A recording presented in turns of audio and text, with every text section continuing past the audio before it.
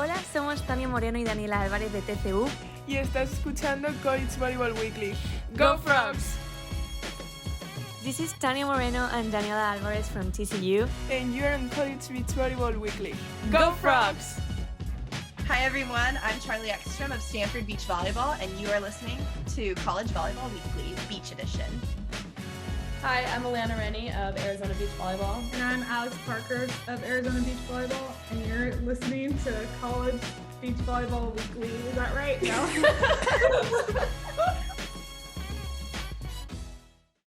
No? Good day, everyone, and welcome to College Volleyball Weekly Beach Edition Top 20. And I'm excited to have these guests on because me, as well as Mads and Charlie, we're tracking these two on the East Coast. We have FAU's Erica Brok and Mackenzie Morris. Thanks for coming on the show today. Talk about stuff. Yeah, of course. Thanks for having us. Well, let me read this little intro paragraph so people get a sense of who you are if they haven't been tracking. But both Erica and Mackenzie made history for FAU's beach volleyball team by becoming the #1 pair on the team, helped the team be ranked 11th nationally, have the most individual wins in FAU history, and led the team to its first ever Coastal Collegiate Sports Association, or CCSA championship, and have had a phenomenal 4.5-year career for the Owls. Mm-hmm. So obviously we know the 0.5 is because of COVID shutting things down, but ladies, quite a handful of accomplishments there already for your career. Yeah, thank you. Thank you. Well, let's look at the 2021 season right out the bat. And just in case you guys are wondering, Mads and Charlie have not left the show. They just are doing what I think some people would be doing on Valentine's Day, being with their significant others. So I didn't say anything to offend them and I didn't embarrass them, just so heads up. But the Owls finished 20-10 during the 2021 season. Looking back at, what are your thoughts on your team's finish? We'll start with you, Mackenzie. I think overall we had the best team culture that we've had all 4 years that I've been here. It was just like an amazing season, and obviously we won conference, so that was extremely exciting. But looking back, we did have like our bumps in the road. I was out with COVID. We had a bunch of people in and out. We had some injuries. So I think overall we just did a really good job of navigating through all of the things that were outside of our control and trying to do our best and finish strong. Yep. Erica, thoughts on that season? I think the season, it was definitely our best culture season, but it was also kind of a fun but scary season because every game was 3-2. Like we won 3-2 or we lost 3-2.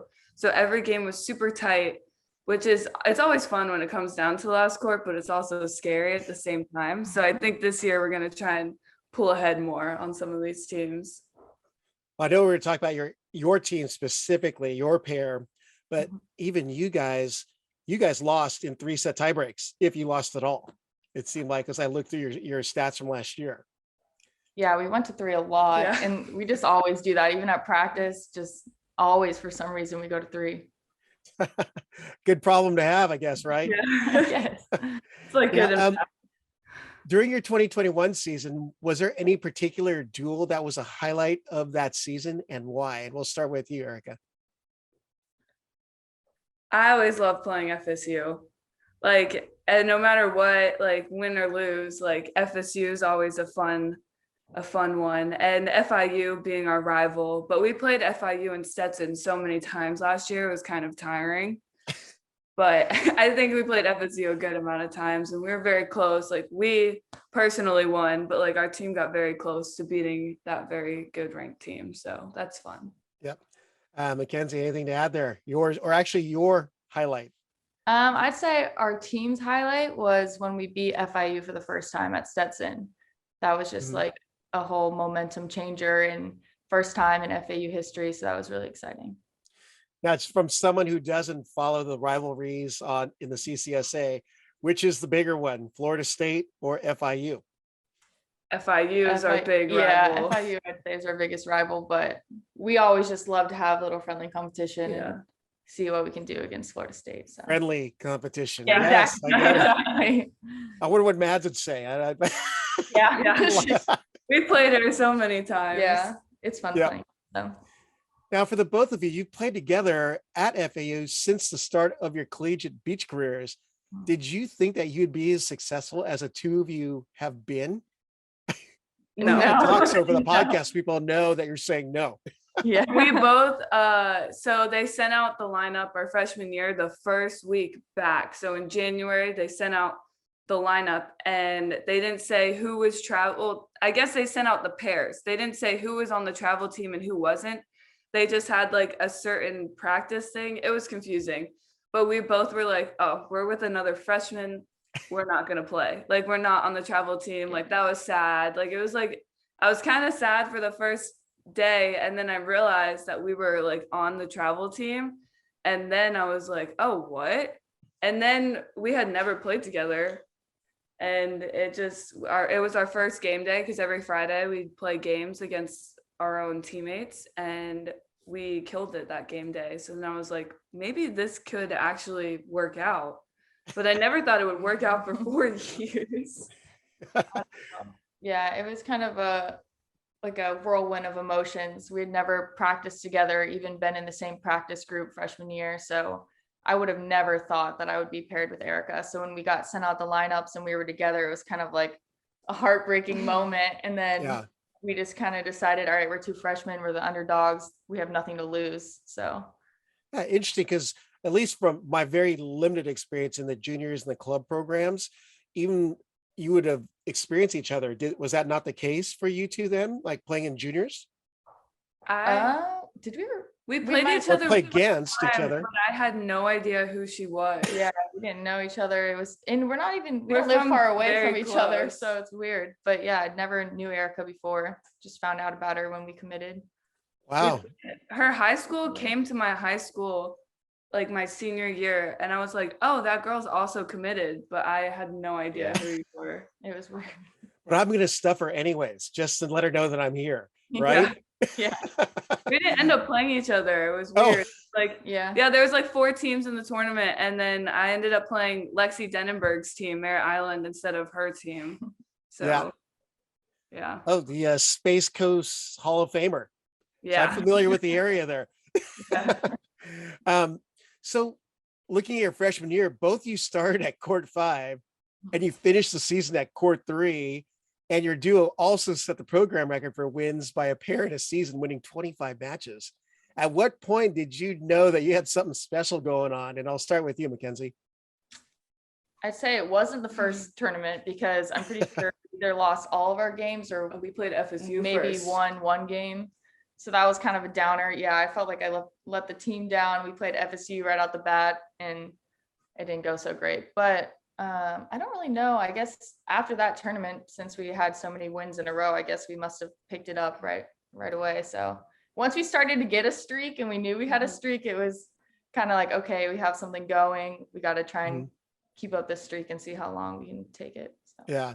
I remember our freshman year, we played a tournament in St. Augustine, and we played against LSU. And that weekend we had gone 4-0. And I think it was our first 4-0 weekend. I'm not sure. And we got like pair of the tournament or something. But when we played LSU and we beat them pretty easily, like our seed, and then our whole team beat LSU. Actually, I think it was like 4-1.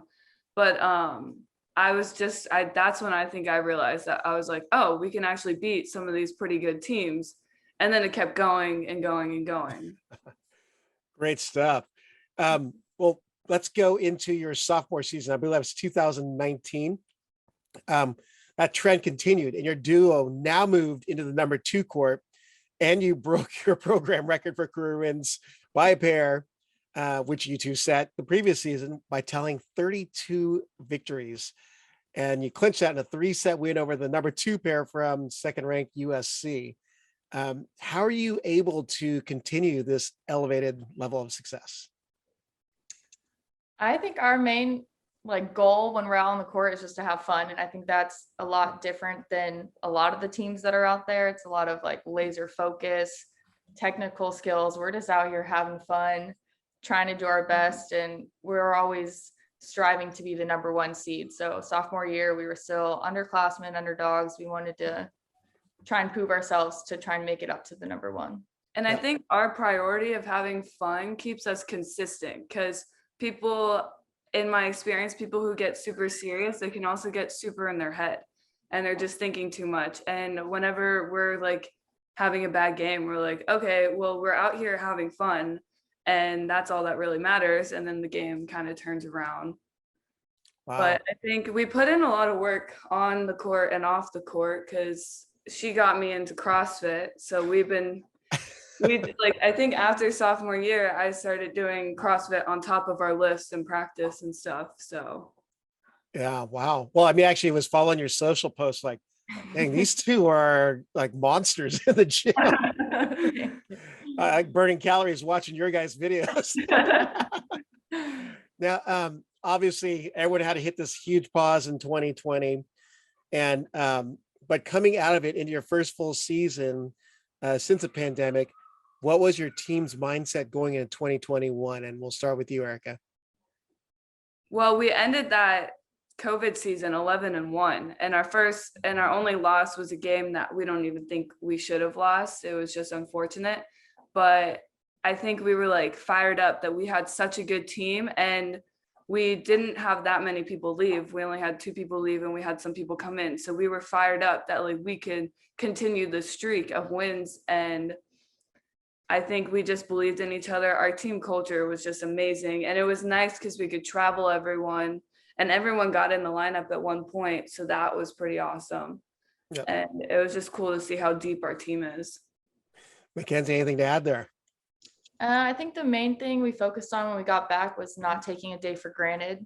And that was the thing that we said for a while, probably the whole fall, was like, we're back at school, but we never know, like tomorrow they could shut us back down, or everyone could get COVID and we'd be out for 2 weeks. So it was just trying to take every drill, every practice, every game day, and just making the most out of it. So We do Yeah. gratitude stuff weekly. So that's pretty cool. Awesome. Now, you two continue to rack in the awards through your senior season, with adding on to your awards from your freshman through junior years, multiple national and conference honors. You've had big wins over FSU twice. Gosh, how are you able to continue to elevate your games, even though you're already at such a high bar and you're on the number 1 court at this point? So, Mackenzie, we'll start with you. I guess just continue to play our game and try and focus on our side, have fun, and just not let all those awards and honors kind of get to us. You know, we're still humble. We still feel like the freshmen who are trying to earn our spot. So it's just a matter of having fun and playing our game. Yeah. Anything to add, Erica? I think our team does a good job of pushing us because they know us. We've been there for so long. They know our tendencies. They know what we like to do. They know our weaknesses. So I think they definitely are really good at exploiting that while we're playing them. So they make it better. Exploiting your weaknesses so they can take over your spot, right? Yeah. Now, last year as a bubble team, and you weren't able to make Gulf Shores for the national championship, but how has that shaped you, your pair, and your team's mindset coming into this 2022 season? And whoever feels free, jump in. We want it. We want it really badly. We want to prove ourselves because last year we didn't really get to play any of the West Coast teams. So it was kind of like divided West Coast versus East Coast. You couldn't really tell. Like Stanford got in, but like I wish we could have played them because I wanted to see that matchup because you don't really know. You're only comparing them to the teams that they're playing on the West Coast, and you're comparing us to the teams on the East Coast. So we just like want to prove ourselves. So this year we're playing a lot of West Coast teams. So we're coming out strong because we really, really want to prove ourselves, and we really want it. I think as a team, we've kind of decided we don't want to just make it in the top 16 now that they've opened it up. Like we still want to be top 8 and make a spot as if they haven't opened it up to all these teams, and not just make it to nationals, but do really well and kind of like see how far we can go. So Right. Well, I mean, obviously I didn't give you a heads up with this question, but with the tournament field expanding to 16, we're still waiting for details on how that's going to look like. And I'd be willing to bet that FAU would be in there, just from what I can gather from data and chats and all that stuff. But gosh, how special would that be for you guys in your graduate year? Because you're both graduate students, correct? Yeah. To play in that tournament. I mean, it's been a goal since freshman year to go to nationals. So the fact that we even have the chance to be here for an extra year, and now it's even opened up to an even bigger chance of us being able to go, it's like super cool and exciting to think that we'd be able to do that and experience that. So. I mean, that's the whole goal, that you come in here and you're like, nationals. Everyone wants to go to nationals. And our first step was conference. We had to do really well at conference, and we did that. So we checked that off. So now we want to do well at conference and go to nationals. And it'd be cool if it was during our extra year, because we're not even really supposed to be here. So we're lucky that we got this extra year, this extra opportunity to go to the place that we've always wanted to go. Oh, no doubt. Now let's look at your off season at the after the last ball drop last year. What did you two do during the summer for training wise, or did you take a break and just rest the body? We'll start with you, Erica. Well, I live near Lexi Denenberg, Riley Powers, and Shay Henson and Laura Booz. I live near all of them. So when they come down to Florida, and Kaylee Cruz and Alyssa Keller too. It's just like this Orlando Cocoa Beach squad. And so whenever they're down, we'll get a group together and we'll just play. And we play a game and then we switch partners. We play a game, we switch partners, we play a game until we've gone through everyone. And then we'll see if we want to go back around in the circle. So it's some really good competition and really fun playing with other people too, to see what they like and everything. That's a solid training group for you. Yeah, it is.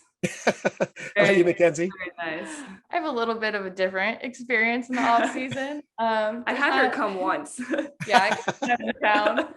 I don't really have anybody to play with in Jacksonville when I'm home. I'll play co-ed pickup with my brother sometimes, but usually I just play in tournaments with Erica whenever we can and just focus on CrossFit and getting stronger. But kind of take like a little bit of a break from volleyball, like throughout the week kind of stuff. So It's gotta be good for you mentally. I mean, whatever works for you, right? exactly. It's Come nice. back fresh, and then you and Erica comes in after getting the beat down or applying the beat down on others. Some days are good, some days are bad.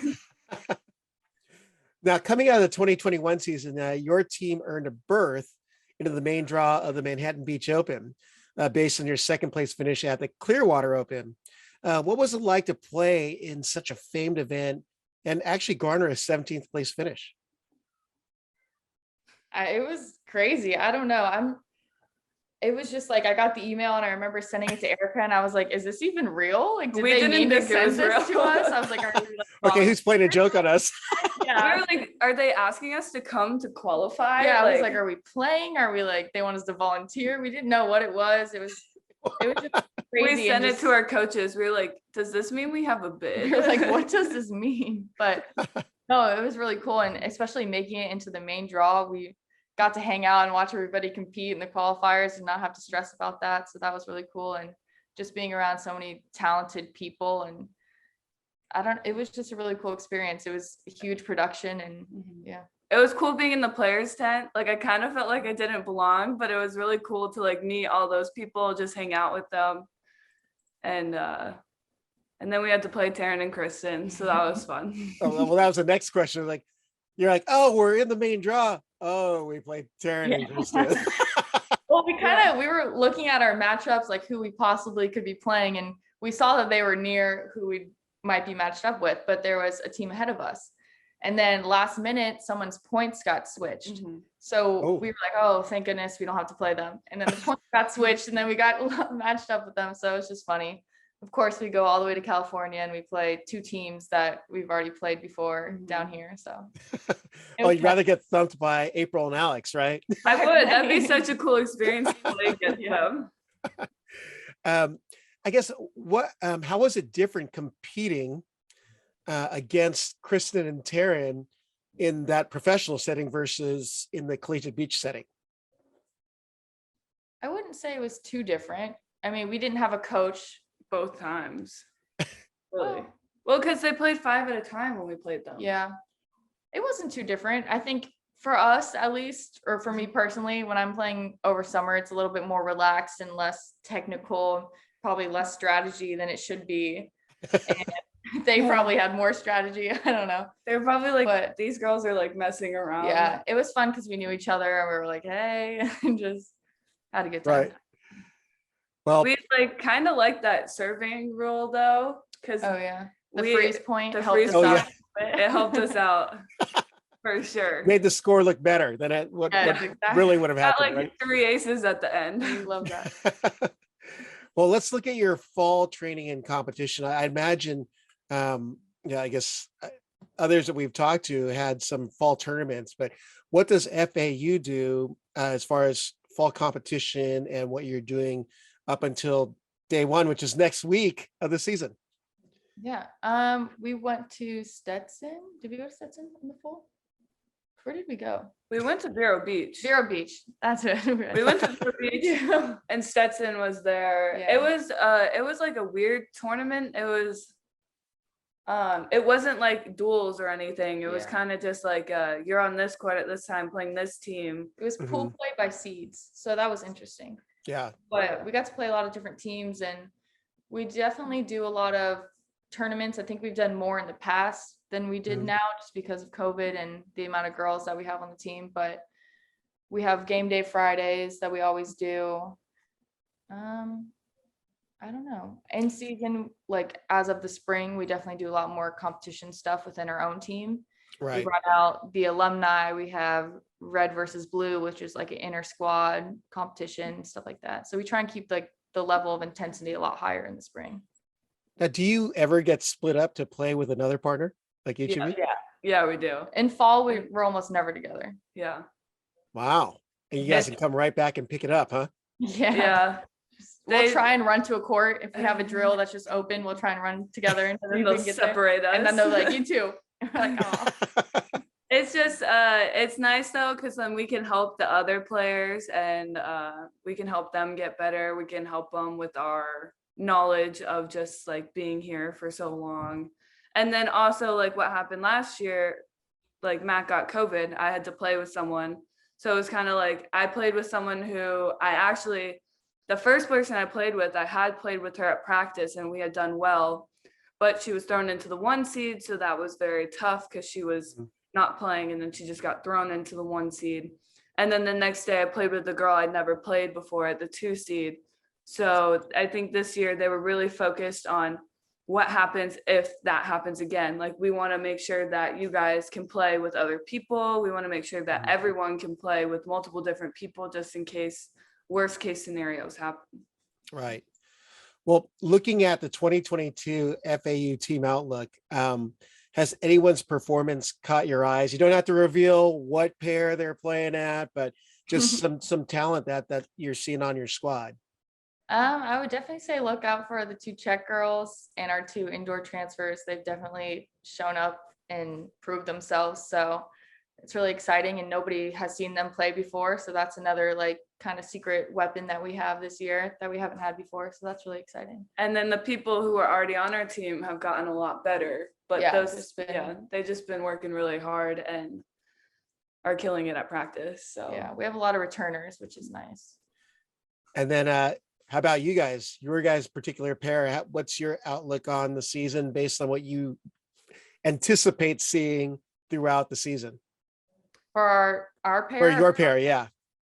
I don't know. We kind of try not to think too much into it. We just go out and have fun. And I mean, I always but want us to do well. And we might see some more split blocking. I've been working. Yeah, that's a little. We've been working on that. Surprise. Yeah. Not a surprise now. Yeah, great. Everyone knows. They're gonna see that. Well, because it can always change. I think we're just gonna try it out because the Clearwater tournament that we got second at, we split. And so then ever since then I've been really working on my blocking and she's been working on her defense. Exciting stuff. Hey, so even as we have spoken, today, the preseason collegiate beach volleyball.com committee poll is released. And I wanted to get your guys' thoughts on the poll itself, if you've seen it, and FAU starting the season off at number 12. That's exactly where we were last year, right? I think it's a good spot for us. I think it gives us room to improve, but it also shows that we do have talent on our team. I think it makes sense. We were looking at all the teams and I think we are where we should be. So until we can prove it. Yeah. Yeah. Now, how about conference outlook? Now, the CCSA, is this the first or second year they've split into the blue and aqua divisions? Is that how it's working? Yeah, this will be the second year. Yeah. So what's the outlook for, I think FAU's in the blue, correct? We're in the opposite of FSU and LSU. Yeah, I think they're the Aqua. So, but it looks like, I mean, FIU is with you in your, we'll just say your particular bracket of the CCSA. What's the outlook for you guys, your team and you as a pair within the conference? I mean, FIU and Georgia State are always teams that give us trouble, and we kind of go back and forth with them. But the goal is to win conference and take that to nationals with us. So I'm hopeful that we'll be able to do it again. And I don't know who FIU has anymore. Everyone that was our age is gone. So it'll be interesting to see who's left. And I think we got over our stump because we kind of had like this stump that we just, even that one year we were 11-1, like Georgia State, we beat them like, it was like 5-0, and they beat FIU that year 4-1. So it was like, we just had this like mental stump about beating FIU, and we finally got over that last year. So I think we can keep taking them. There you go. Now for you two, I know you keep up with the game, but who are you guys watching? What teams are you watching across the nation? I think TCU and GCU. I mean, they're both ranked super high in that poll. And I know they've got some really strong transfers, and they came out strong last year. So I'm interested to see, who they are able to beat and surprise. And of course, UCLA and USC are always good ones, and FSU, they always come out with strong teams. But I really like underdogs. Yeah. So. Makes it exciting, especially when it comes down to that fifth court. Everyone's watching and gathering around, and the upset alerts going through all Twitter. Now, how about particular players? And they can be your own teammates if they need be. So, but just across the nation, who are some of the top performers in your eyes? Well, for our own team, I guess the Czech girls, I think, are really going to be surprise people, and no one even knows who they are. So that's going to be something.